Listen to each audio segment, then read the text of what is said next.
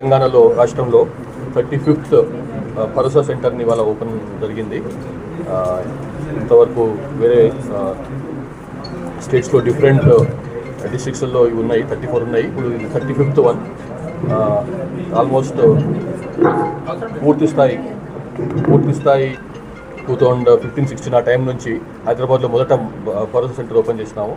దాని ఉద్దేశం ఏంటంటే నార్మల్గా ఈ విక్టిమ్స్ ఆఫ్ పోక్సో యాక్ట్ కింద విక్టిమ్స్ కానీ, లేకపోతే సెక్షువల్ అసాల్ట్స్ అట్లాంటి అయినటువంటి విక్టిమ్స్, లేకపోతే ఇంట్లో డొమెస్టిక్ వైలెన్స్లో గృహహింస అంటారు, దాంట్లో ఇన్వాల్వ్ అయిన దాంట్లో గురయ్యేటువంటి విక్టిమ్స్ ఎవరైతే ఉన్నారో వాళ్లకు పోలీస్ స్టేషన్లోకి వెళ్ళి ఆ పోలీస్ స్టేషన్లో ఉన్నటువంటి వాతావరణంలో వాళ్ళ సమస్యలు చెప్పుకోవడం అన్నది కొంచెం ఇబ్బందిగా ఉంటుంది. వాళ్ళకు కొన్ని శశభిషలు ఉండొచ్చు, కొంత అప్రెన్షన్స్ ఉండొచ్చు అక్కడ చెప్పడంలో.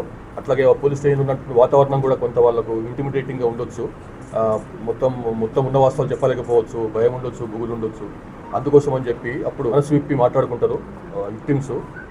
వీటికి గురైన వాళ్ళకు కొన్ని సమస్యలు ఉండొచ్చు, అక్కడ పోలీస్ స్టేషన్లో చెప్పలేని సమస్యలు ఉండొచ్చు. ఇక్కడ వచ్చేసి వాళ్ళకు ఉన్నటువంటి సమస్యలు పూర్తిగా చెప్తారు. వాళ్ళకు ఉన్నటువంటి సమస్య, వాళ్ళకి ఏదైతే గృహహింస గురైందో, లేకపోతే సెక్షువల్ అసాల్ట్ గురైందో, లేకపోతే ఇంకే రకమైనటువంటి విక్టిమైజేషన్ అయిందో అవన్నీ కూడా వచ్చి ఇక్కడ చెప్పడానికి వీలు ఉంటుంది.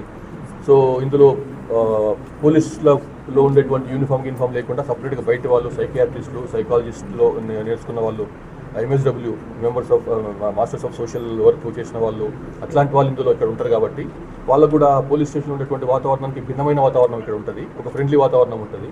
కాబట్టి ఇక్కడ వచ్చి వాళ్ళు ఉన్న విషయాలు సరిగ్గా చెప్పుకోవచ్చు. దాన్ని ప్రాపర్గా డాక్యుమెంట్ చేసి తర్వాత లోకల్ పోలీస్ రిలేటెడ్ క్రైమ్లలో ఈ భరోసా సెంటర్ యొక్క పాత్ర ఎక్కువ. కాబట్టి ఇది బాగా ప్రచారం పొందింది మన స్టేట్లో. వేరే స్టేట్ వాళ్ళు కూడా వచ్చి ఈ భరోసా సెంటర్ని చూసుకొని వాళ్ళ స్టేట్లో ఎస్టాబ్లిష్ చేసిండ్రు.